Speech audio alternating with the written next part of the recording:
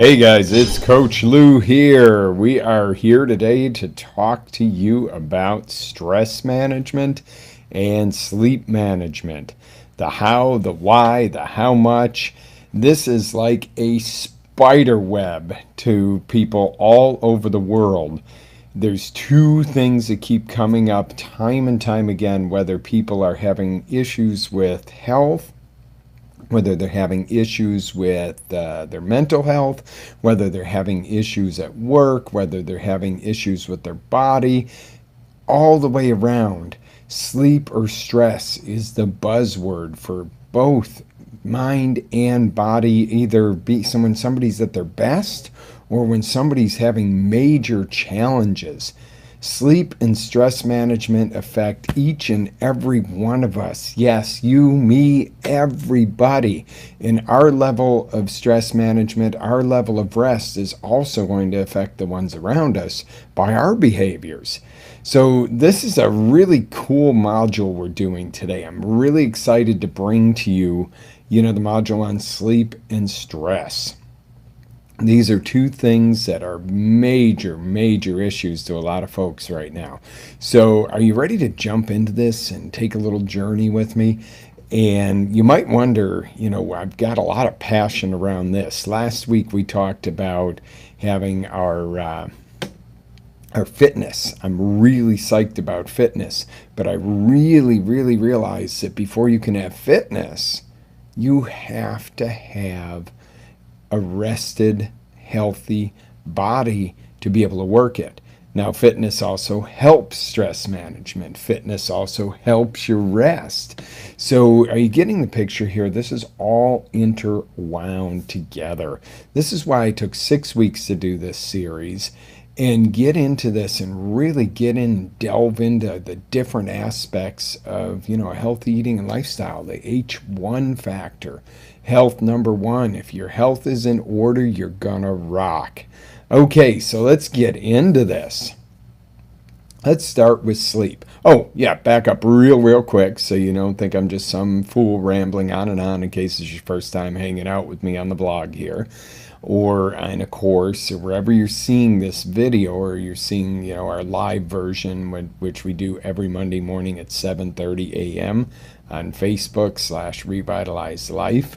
I go live and give a live presentation covering some of the material we're covering in this training, some other tidbits, but not everything we cover in this training. So it's two sides of the same coin.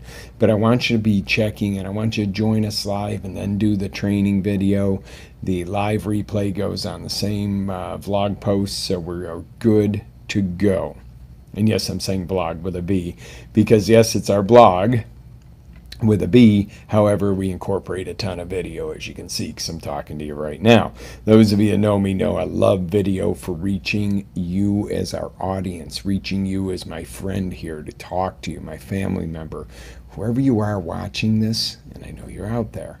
I really want to deliver the best to you, because that's my goal. All right, we're going to start out with sleep this morning.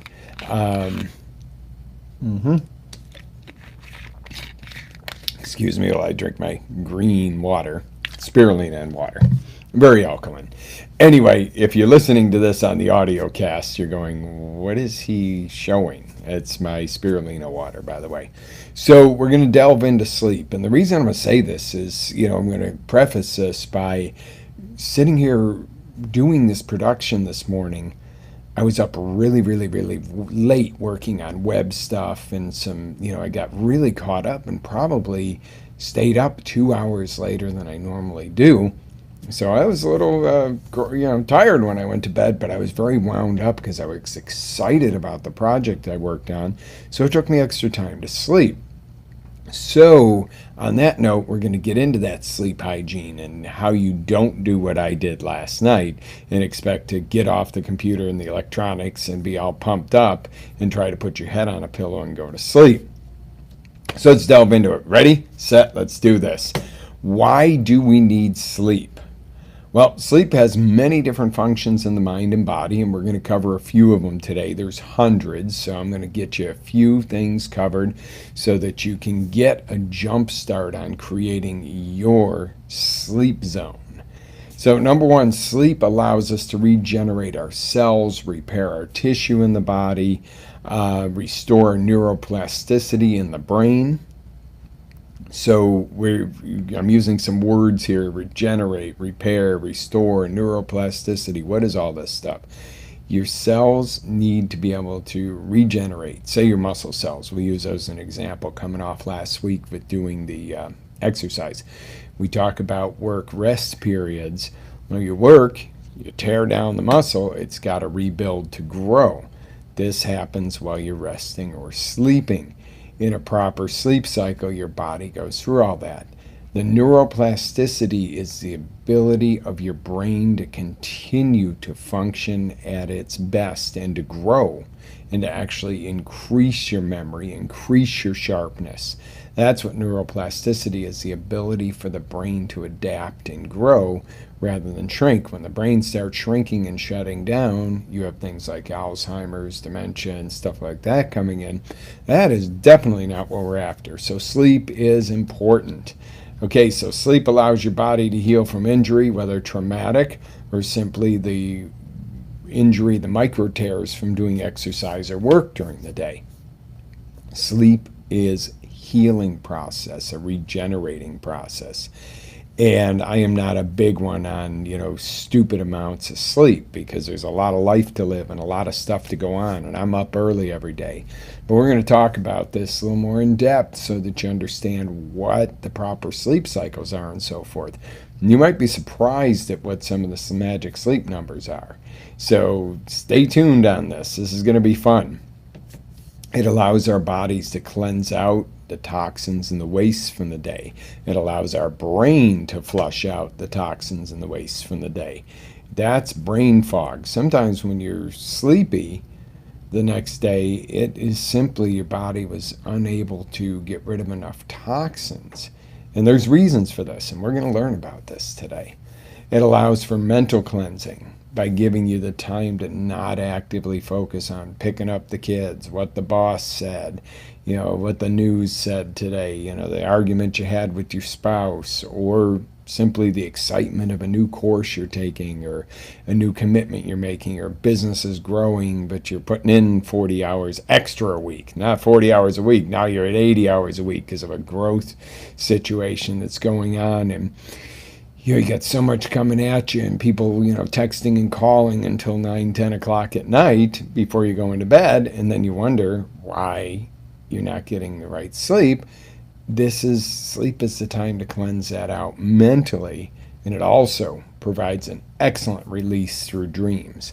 Oftentimes, and dreams are just psychological storms in your head that usually are designed to do something for you, to let go of something, to be able to dip into your fantasy side of life.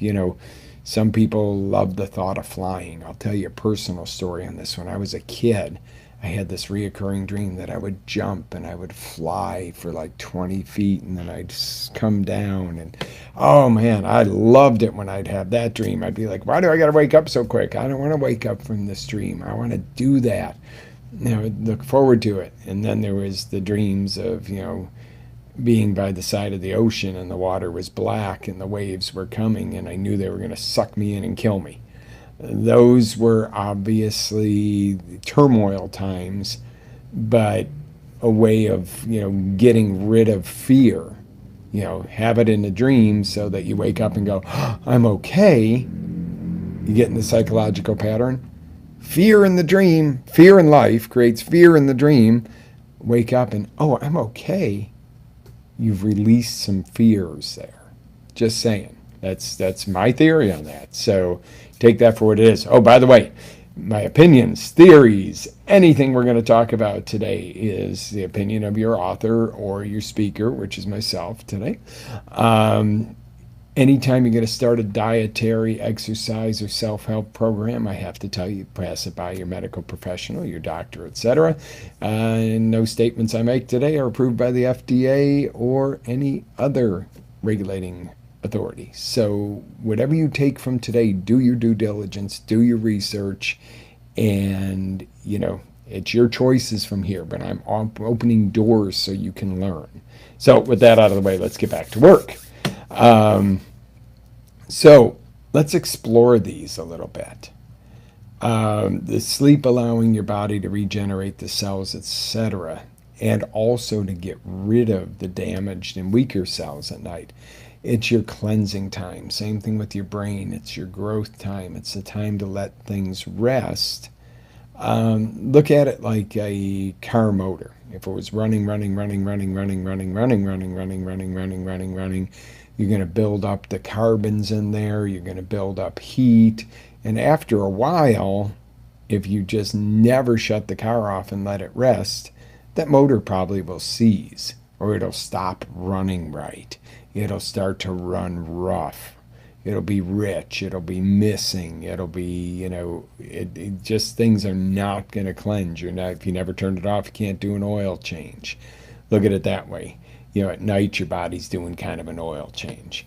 So sleep allowing your body to heal, going back to that number 2 there, allowing the body to heal is important because it needs to regenerate. If you have a water softener system, they regenerate. That bacteriostatic tube in there that pulls out all the garbage out of the water before it comes into your house gets dirty. So salt water comes in and flushes all that off, and you have this nice, clean stainless steel tube in there that can suck all the toxins and the metals, etc., onto it. Just giving you everyday examples, guys. So I wanted to make this easy for you. So getting those toxins out of the body is important. Allowing for the mental cleansing, letting those dreams happen, allowing the day to stop, at least consciously stop for you so that you don't go into overwhelm. Think about it. If you never slept and every day's challenge is just piled and piled and piled and piled and piled and piled on the day before, you would literally feel like you're underwater. Are we in agreement with this? Okay, so I think I've made it pretty clear that sleep is pretty darn important. So let's talk about the lack of sleep, or poor quality sleep can give you a myriad of physical and emotional disorders. The physical can range just from slower motor skills, inflammation in the body, illness, weight gain, allergies that you never had before and suddenly have allergies. Vision seems to take a very strong impact from lack of sleep. If you ever notice when you're really tired, you're trying to focus, and that's physical and mental. Emotionally, the lack of sleep can cause serious depression, irritability, even hallucinations at a chronic level, especially when combined with any substances. And I'm not only saying bad substances, caffeine can be one of those. Little quick story for you. Years and years ago when I was really young, I worked for my dad. I mean, really young, because I've been on my own for a long time working for myself. If you know me, you know this. So I was sitting up one night addressing auction flyers. Okay, so this is way back when we literally had to write the addresses. We had a sheet and we had to write them and put a stamp on them. Well, I wanted to make some extra money, so I worked all night long doing it. I'm drinking coffee, and I'm the cool kid, and I'm probably 14, 15. I remember getting up to go down the hall to go pee, and thinking that I was seeing people in the hallway, and and it was like, ooh, what was in that coffee? I was so overtired, so over-caffeinated, and my eyes were playing tricks on me that, it was hallucination. I guess it's a whole hell of a lot better than depression. That's my don't like it all emotion, but these are the things. That was simply lack of sleep, coupled especially with a stimulant. Imagine what people go through that stay up for days and days doing illicit drugs and stuff like that. So catch me on that one. Trust me, sleep is important. I don't think I need to sing the praises of sleep being important anymore. Let's get into the science of it. So the buzzword's always been 8 hours or 12 hours for kids. Whoa, that's a lot of sleep, number one. Number two, if you are getting 8 hours sleep, if you weren't getting 8 hours sleep, they would say you're in trouble. I'm going to tell you today, if you get an 8 hours sleep, you're probably in trouble. Or you got the other side of the coin there, the old me that said I can go on 4 hours of sleep routinely just fine. I used to stay up till 2 o'clock in the morning, especially when I was studying for my certifications. 2 o'clock in the morning studying, get up at 4 o'clock or 4 o'clock, 6 o'clock to go to work and get ready to go. And I'm popping along on 4 hours sleep, telling the world that that's all I need. I'm good with 4 hours. That was close. I was close, but I was always tired. I was cranky. I had weight gain, just a lot of that bleh, garbage going on. So, can you make it on 4 hours sleep a night, or could you get 8 hours sleep and still live? Yes. Are those optimal? No, neither is true. The reason being, and here is the big frickin' secret to it. I'm going to save you some of those heavy superlative words today. Big frickin' secret to it is this. We operate on a 90 to 110 minute sleep cycle, mostly close to around 90. So I'm going to ask you this question. Have you ever slept 6 hours and felt like you were totally rested and got up and were like, wow, man, that feels good. I woke up before the clock. I feel great. And it was 6 hours. Then there's been nights you get that 8 hours sleep and you wake up and feel like you hadn't slept at all, and you feel like somebody shook you out of bed, and you're going, I set my alarm for 8 hours. What the hell is going on here? Well, there's a reason for this, and that is you go through these sleep cycles several times a night. So if you're awakened from the level 2 deep sleep, and we'll talk, if you need a coaching session or you want to really get into this, I can teach you one-on-one about all the sleep cycles and what they mean, and that we'll be here for hours if I get into that. But right now, just level 2 is deep sleep. If you've woken up out of that, you're disoriented, groggy, as opposed to waking up at the end of the REM sleep, which is like after 90, 100, 110 minutes, right in there. You'll be wide awake and rested, because that's when your body is at its most awake. Your body temperature comes up, your heart rate comes up, your breathing comes up. You're in a very light sleep, so you're coming out of your sleep cycle. Makes sense, right? Amen. So that is why you could get 6 hours sleep and feel great, because 6 hours sleep would be 4 90-minute cycles. Now, it might be 6 hours and 15 minutes sleep, or 6.5 hours, depending on your body, and that whether you operate on more of a 90 or a 100 or 110 cycle. I personally operate right on a 90.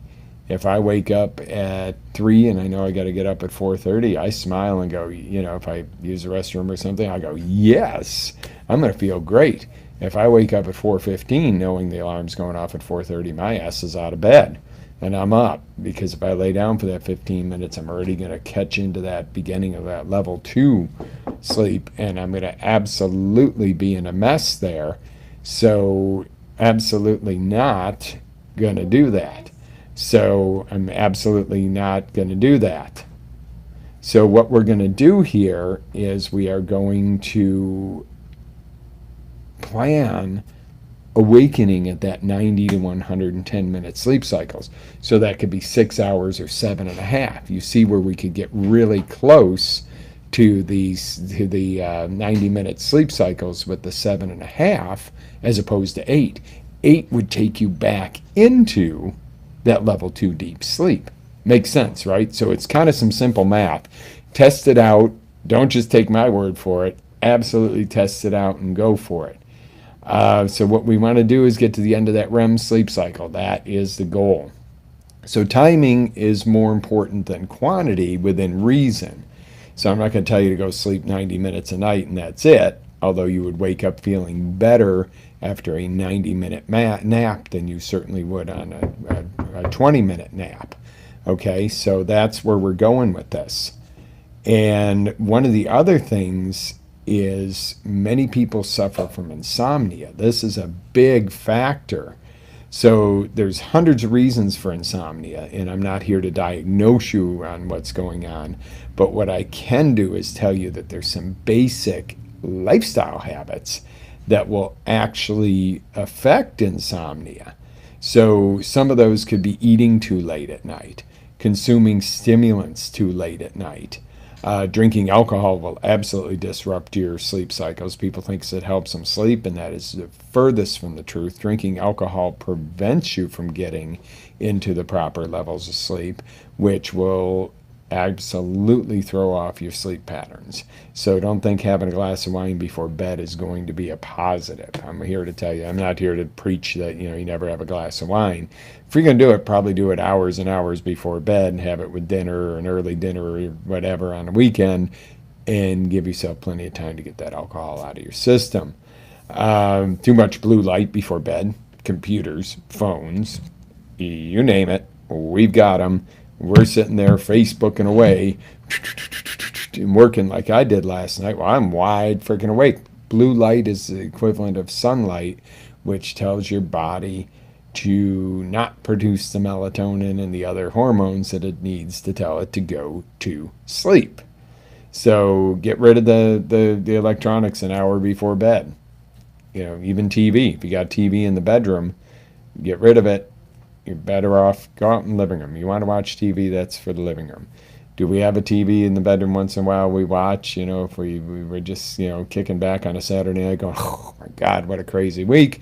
You can do it, but don't sit there and fall asleep to the TV, because again, you might think, oh, it puts me to sleep. And I've heard this time and time again. And these are those people with the worst insomnia issues or the worst symptoms of lack of sleep. And they're going, no, I can't go to sleep unless the TV's on, because it drowns out the kids, this, that, and the other. And it's like, well, you know what? Tell your household, if you need to go to sleep, especially if you're an early riser and there's a certain bedtime, they need to go on the other side of the house and do their thing and let you sleep, or get some earplugs. They're damaging your body and your mental health because you've got something to prove, or you got to say claim that you can't sleep because you're a parent or this, that, or the other. You're not doing anybody any good. So my whole point to that is getting away from that. Now, the last one that's really major is stress in affecting insomnia. That's a huge, huge problem these days. People tell me I can't shut my brain off. Sound familiar? I start thinking about shit at night. I wake up at 2 and I'm thinking about shit. And I'm like, people think a lot about shit. I realize it's a basic body function, but people think a lot about shit. So, I know, you guys are out there going, really? Really, coach?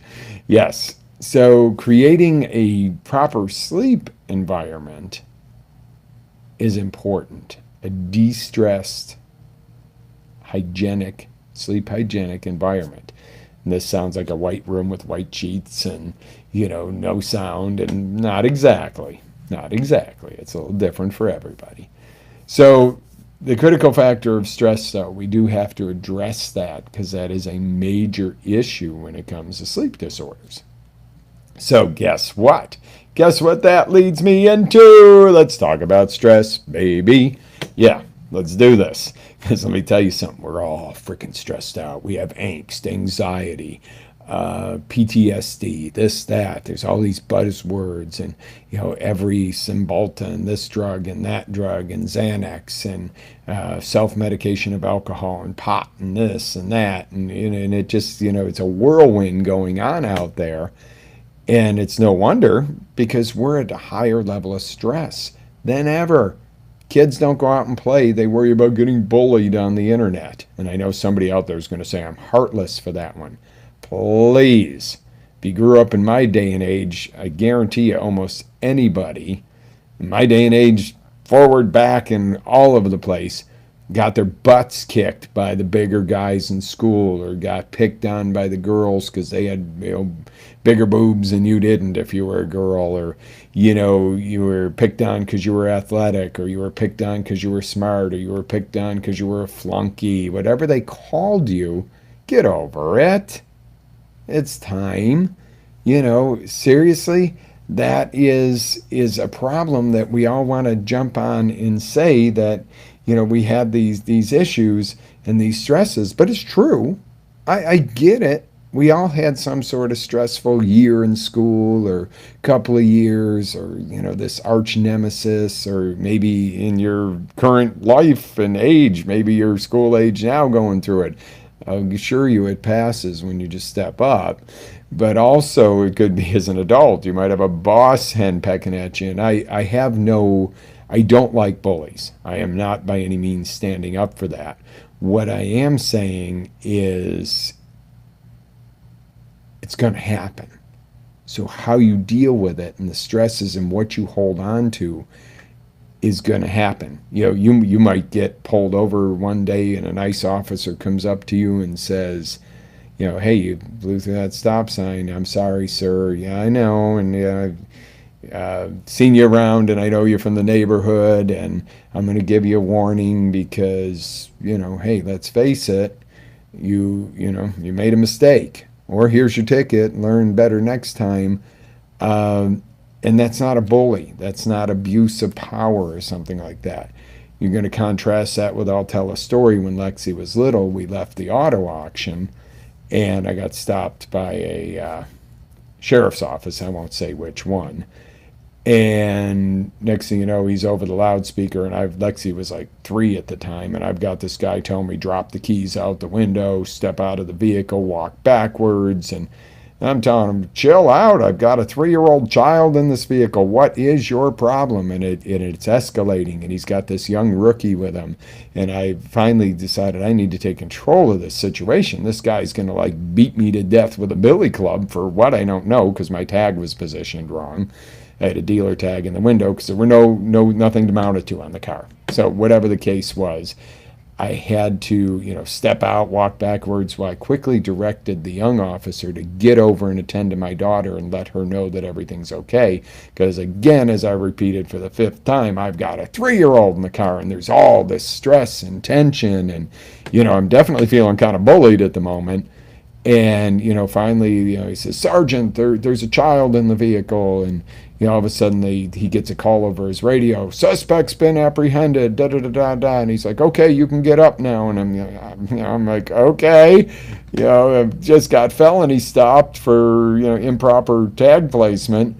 And, he came to me, he said there was a white Mazda that was stolen by a guy with a gun, and this, that, and the other, and it didn't have a tag on it, and da-da-da-da. And you know what? It was stressful. Well, next thing you know, Lexi makes friends with the other officer, hence her choosing of careers now. And, everything calmed down. And yeah, I felt bullied to hell at the moment. And I was an adult, I'm a parent at that point, and I'm going, hey, you're abused. But it turned out that only turned out to be a great story to give contrast now in life as to, real meaning, etc. So that wasn't a bullying situation, but it felt like it, is where I'm going with this. So the difference is I could have held on to that and said, oh, I hate cops, or, oh, no. Then I've got friends that are police and family and etc. They do an awesome job, and I have utmost respect for what they do and have to deal with out there.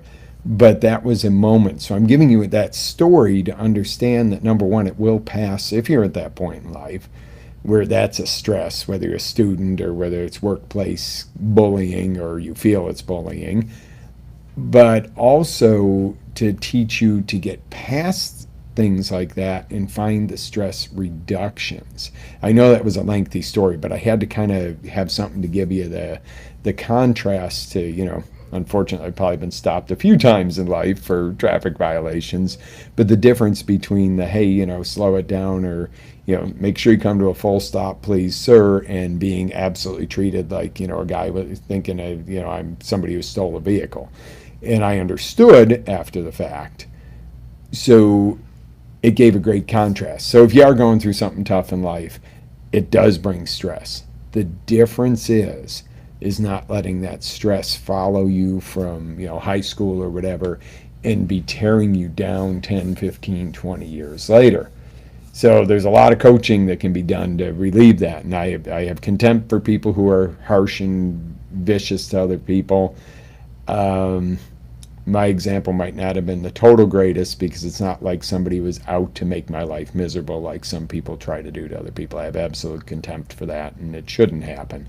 But what I am saying is that stuff is never going to go away, so you've got to learn to cope with stress and cope with the stress of dealing with people that may not treat you the way you feel you should be treated, and find ways to reduce the stress, relieve the situation. I mean, if you're in a bad situation, the quickest way to get rid of the stress is to get out of the situation. The second is, if it's not that easy, it is to find ways to combat that stress. So we're going to go into that right now. There's two sides to stress. So stress reduction is critical. Stress-free is impossible. There's no way we're going to all go around and go, there's no stress ever, because you will be absolutely blindsided, number one. But number two, stress can give you an edge.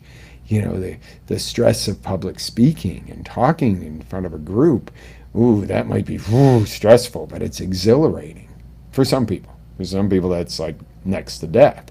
For other people, the stress of jumping out of an airplane is like, hell no, never do it. Other people do it all the time and love it, but it's still stressful.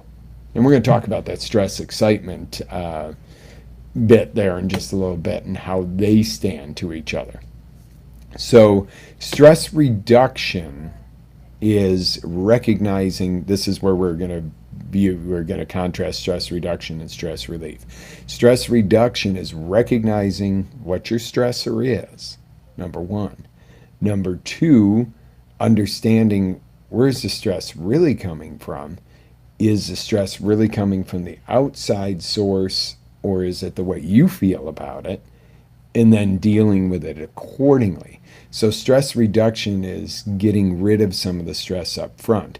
We'll use procrastination for an example. I like to use the tax day one. Would it be a lot less stressful filing your taxes each year if you kept your records straight throughout the year, and somewhere around March or April you push a button, prints out, send it to your accountant, or do your QuickBooks, and it's done, and you mail it off, whether you're sending a check or getting a check, and everything's good? What if you're the one that leaves everything till the night before, and it's April 15th or April 14th, and you're trying to knock out a year's worth of stuff, and you're on with your accountant, and he's going, oh dear God, you and 500 other people tomorrow, and you're causing him stress, and you feel like you want to explode. So stress reduction is getting ahead of it, recognizing the stress, doing something about it to minimize its impact. Doesn't mean you're not going to have stress coming at you, guys. Doesn't mean there's not assholes out there in this world that are going to throw undue stress on you. Doesn't mean you're not going to stress yourself out over stuff that doesn't really matter. Doesn't mean that, maybe your kids get sick, or, and a loved one gets sick, or something, or, something drastic happens, or your business catches fire. These are stresses you can't control, but you can reduce a lot of the controllable stresses. If it's a controllable stress, you can definitely reduce it. If it's an uncontrollable stress, you can reduce the effect it has on you. But that's where we're going to lead into stress relief, being, all right, I've got a stressful job. I'm a Wall Street guy, and I don't care. I love it. It's fun. I'm not personally. I'm just giving you that analogy. I love it, it's fun, but oh my God, I get out of there and I'm like this. Well, you're probably not going to relieve the stress of being a stock trader on Wall Street unless you quit and do something else or find a different way to do it. But then there's stress relief. Okay, you've had the stress, so let's get into that stress relief. What can you do to relieve it? So let me give you some of my stress relief or stress reducers, because these work great for both. Deep breathing. If you ever notice when you're stressed, you're breathing right up in here. When you're feeling good down here. That's one of the reasons that cigarette smoking, quote unquote, makes people feel unstressed, or they think, because they're taking a longer breath to draw it in, when in all reality the chemicals in there are going to stress your body out worse. Meditation. Does not mean got to change your religion, got to, go in a hole somewhere and go on a retreat, although going on a retreat somewhere might be fun. Meditation, prayer can count as a form of meditation. So that's awesome too. So meditation's great. Reading a good book that you like, or reading something that you're learning, something you enjoy, not the news. Stay away from the news. It will stress you out every time. Exercise. And these are in no particular order, because exercise is a big one. Exercise releases endorphins, releases hormones that automatically take stress away. Yes, you're stressing the body. You're putting the physical stress on the body, but the emotional stress relief is amazing. Yoga is a great exercise for that. Massage is awesome. Massage is great on several levels. It's great on the level of physical, because it flushes out the toxins and helps physically de-stress the body, but emotionally de-stresses you too. Sex. Ooh, the S word. Oh my God, I said it. Yeah, it's a major stress reliever. A major stress relief, because you, in a perfect world, hopefully are forgetting about everything else but your partner at that point, and the enjoyment and the pleasure. So yes, and it also releases all kinds of endorphins and all kinds of healthy hormones.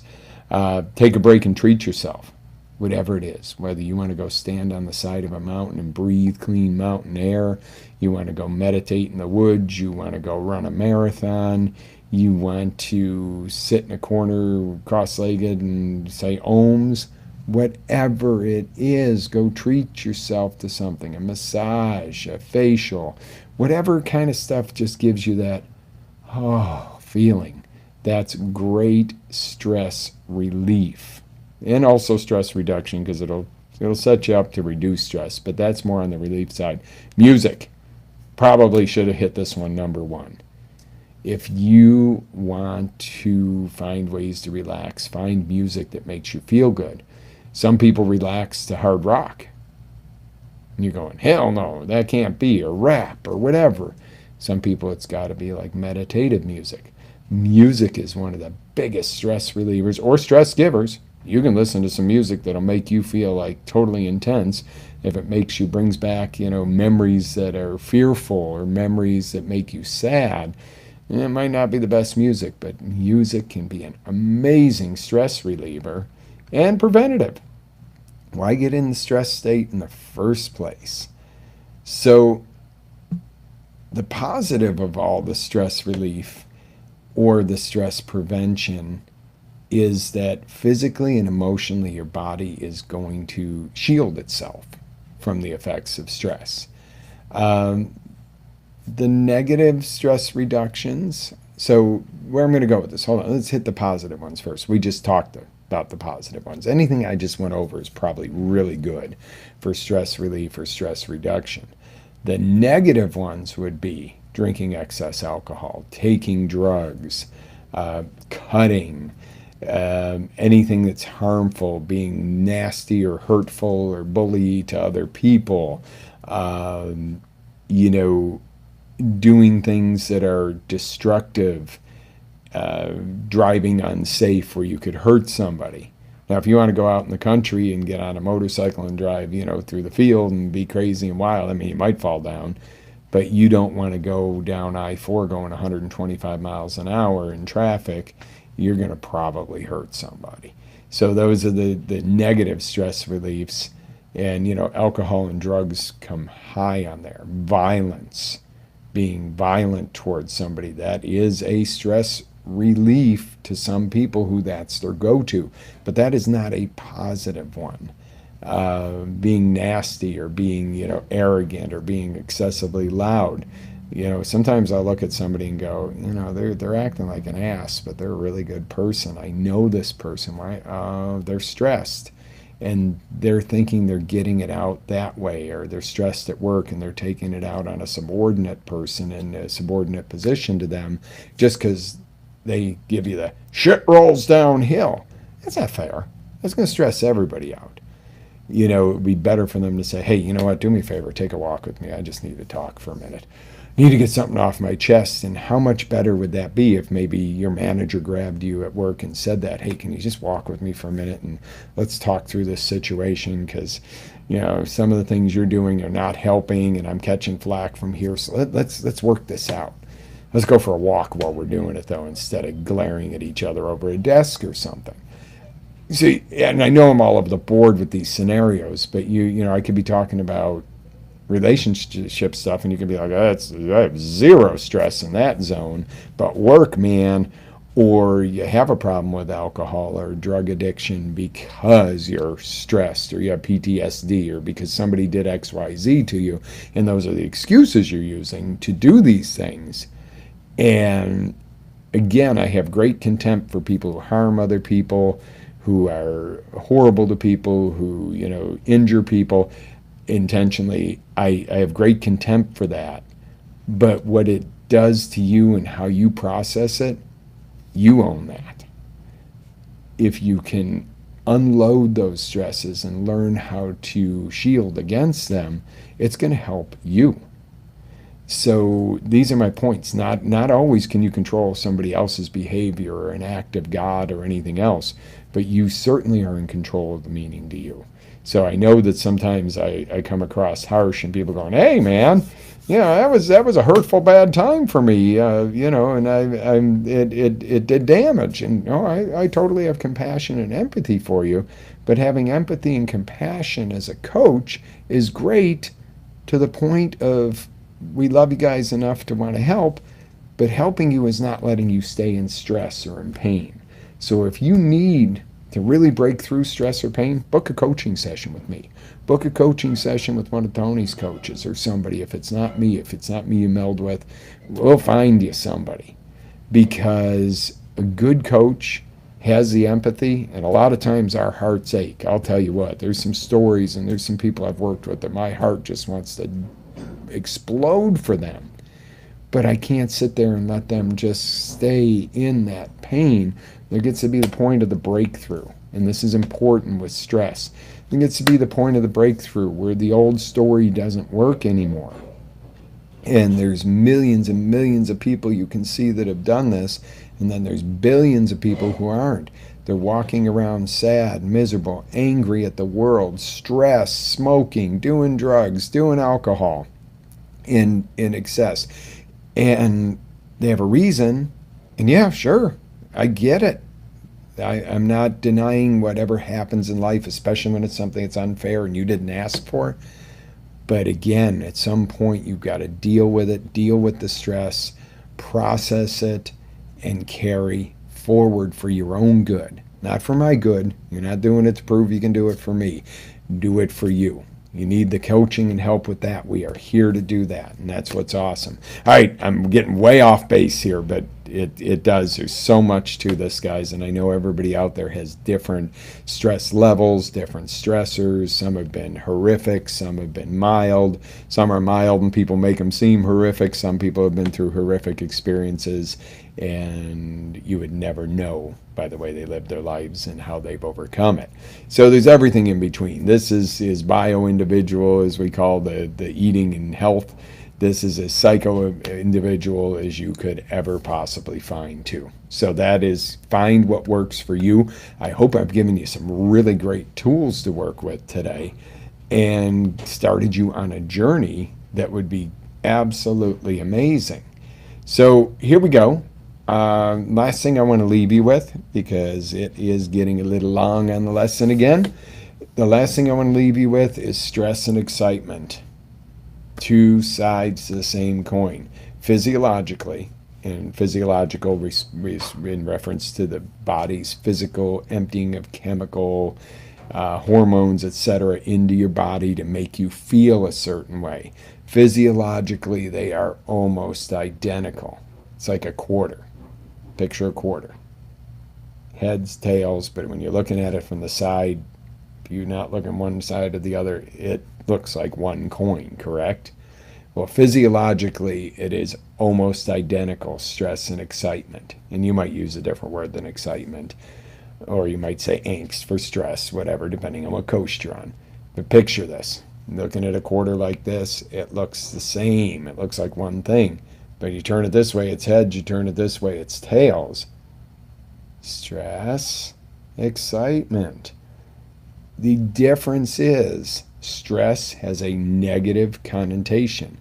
You don't like it. You don't feel good about it. It doesn't give you a good feeling. The flip side to that is excitement. Same physiological release of endorphins and release of your adrenaline, but you feel good about it. Stress, negative connotation. Excitement, positive connotation. It's that simple. So we have had a really amazing journey together today. Make sure you catch the live if you haven't seen it yet. And actually, at the point I'm producing this, it hasn't even happened yet. But go back too. If you haven't gone through all our blog posts, go back. There's little tidbits in there, and there's big tidbits in there that'll help you to design the life you want. Why am I doing this? I know a lot of times people are like, why are you spending so much time? And let me tell you, the 45 minutes or whatever that this video is a fraction of the time it comes into producing this. There's the creation, the research, there is the production, and none of that comes easy. I do it to help you guys.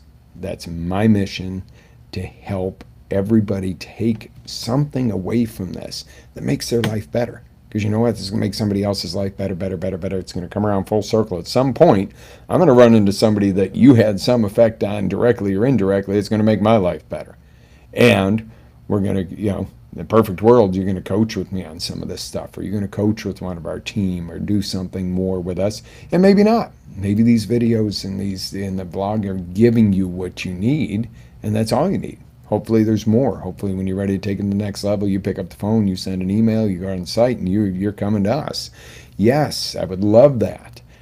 We do have some exciting stuff on the horizon that's going to take this all to another level too, which is cool. So just stay tuned. And in the meantime, I encourage you to absolutely live with energy, passion, and make sure you're always living your dreams. Go out today, do something great, do something nice for somebody, and set up a mindful way to reduce your stress, and a mindful way to reduce the effect of stress on you. Because we're never going to get rid of stress. When we're gone, maybe, but we're in no hurry to get there. So let's do this. Have an amazing day. Stay tuned. Please give me feedback. I want to know if we're meeting your needs, and I want to do more and more of this for you. Have an awesome day, my friends. Live with energy, passion, always live your dreams. Coach Lew signing out.